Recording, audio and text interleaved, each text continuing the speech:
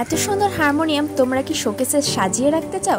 তাহলে চটপট বানিয়ে ফেলো। বাড়িতে এই ছোট্ট একটি বাক্সের টুকরো থাকলেই তোমরা বানিয়ে ফেলতে পারবে।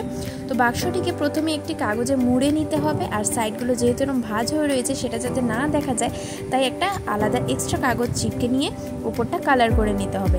তারপর এরকম পাতলা কার্ডবোর্ড নিয়ে সেটাকে কালার করে নেব এবং একটু ডিজাইন করে নেব।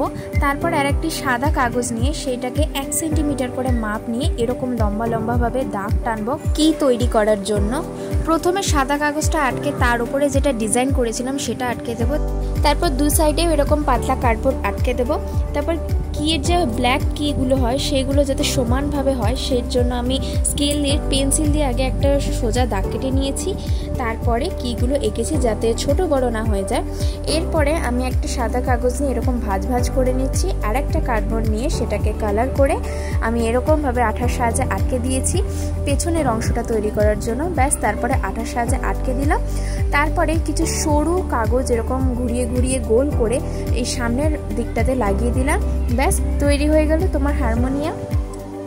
এই ছিল আজকের ভিডিও। কেমন লাগলো অবশ্যই কিন্তু কমেন্ট করে জানাবে।